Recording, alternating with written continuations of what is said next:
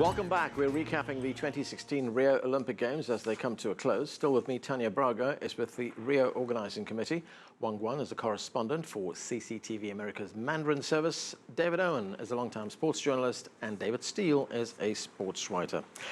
David Steele, undoubtedly the US is the big winner as far as medals are concerned. But Team USA is also making news, or I should say a few individuals in Team USA making news off the sports field as well. Ryan Lochte, has that tarnished America's success at these games?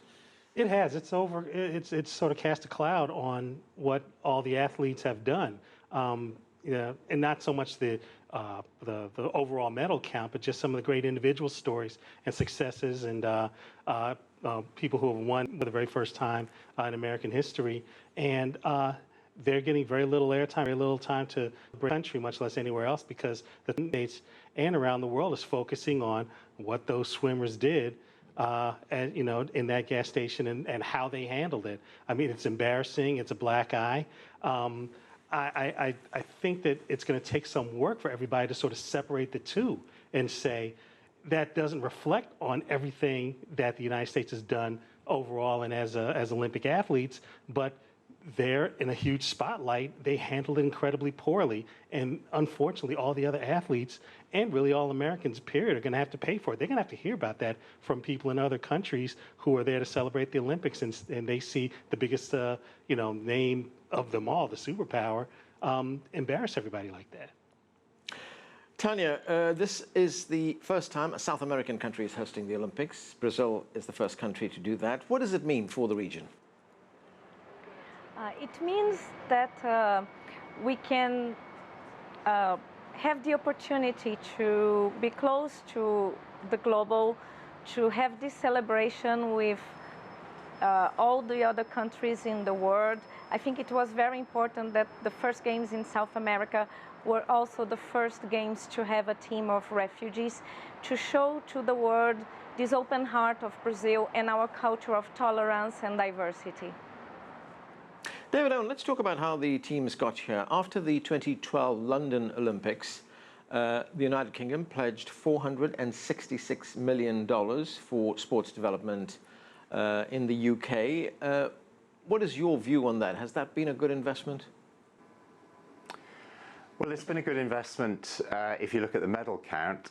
The question is, does winning a lot of medals make the country a better place, a more positive place? I mean, it gives the country a whole boost for a couple of weeks, but does it or should it do more than that? I think the answer to that is quite complicated. It's still quite a new thing for Britain to do this well at the Games. It doesn't yet seem to have reflected too much in increased grassroots participation in sport. And frankly, if it was going to, you'd have expected that to happen after the home games in London. Obviously, as a sports journalist, somebody involved in sport, I tend to think, yes, it's a good thing, but I also quite understand the view of people who think the money would be better spent on schools, hospitals, that sort of thing. Wang Guan, you've talked several times about the nationalized sports system in China. How does that system work? Well, Anand, I've been to a gymnasium where the 4 or 5-year-old gymnasts, Chinese girls, train. They train very, very hard. Yes, sometimes the condition was harsh. But we should also bear in mind that this nationalized sporting system gave opportunities to tens of thousands of young Chinese kids from underprivileged backgrounds from the Chinese countryside. You say nationalized means all the funds come from the state? Well, mostly the funds come from the states. And also for sports like gymnastics, swimming, weightlifting, the government organizes their training, give them salaries as if they're state-owned enterprises, and works like that. But this system gives the opportunity for those poor Chinese kids, the chance to train and to excel and to take up a sports and love it, the opportunity that they would otherwise not been able to afford. But yes, this system is under scrutiny right now. We should not only have the system geared towards churning out more medals, but really to cultivate grassroots participation, to build more basketball courts, soccer field in Beijing, more swimming pools in Shanghai, things like that. David Steele, the system here in the United States, of course, is very different from that in China. It's driven very much by private enterprise, isn't it?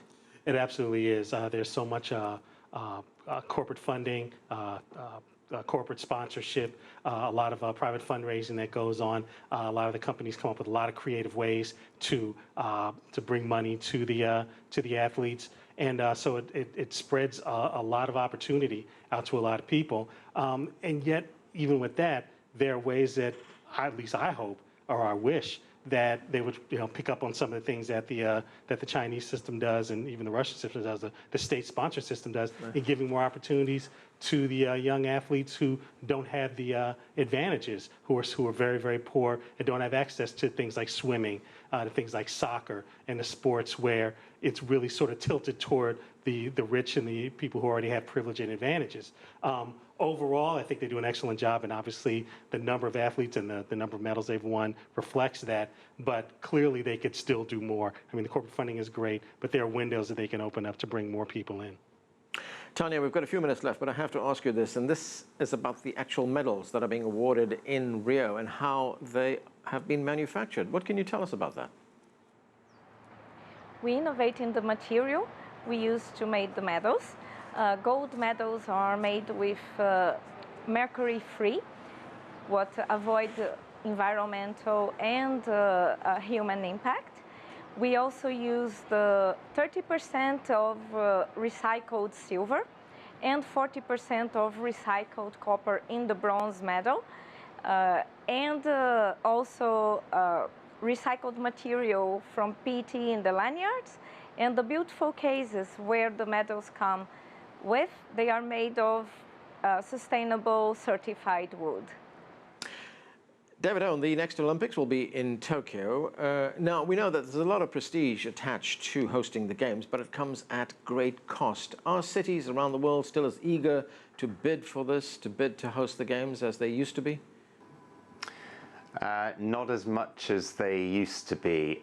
There are still 4 cities, Rome, Paris, Los Angeles and Budapest, who want to host the 2024 Games, the one after Tokyo. So that's enough as far as the IOC is concerned. The Winter Olympics is more of a problem for them. I think that the thing about the Olympics now in the television age is that the big potential benefit for cities is simply that they have literally the eyes of the world upon them for 2 or 3 weeks. So it's a real opportunity to rebrand themselves. If they'd been able to hold the Games in about 2010 or 2011, I think Brazil and Rio could really have rebranded themselves. I think now the economic cycle has changed so much that they just haven't been able to make the most of the opportunity. That's a sort of point for regret, I think, for me and probably the Brazilians about what's happened this time. David Steele, last few seconds. How long do you think it's going to be before Michael Phelps' gold medal tally is going to be beaten? I hope we're all alive long enough for it to happen. That is an outrageous number. That's that's almost out of reach. It's sort of the Babe Ruth, Will Chamberlain of records. Possibly not in our lifetime. Not in our lifetime, possible. Okay, we're going to have to end it there. Thanks to all of you for joining us. That's all we have time for, but the conversation continues online. You can see all our coverage of the 2016 Olympics at cctv-america.com/Olympics. And catch up with us after the Games on our social media channels. We're on Facebook, Twitter, and Weibo. I'm Arlen Naidu in Washington, D.C. Thanks for being with us.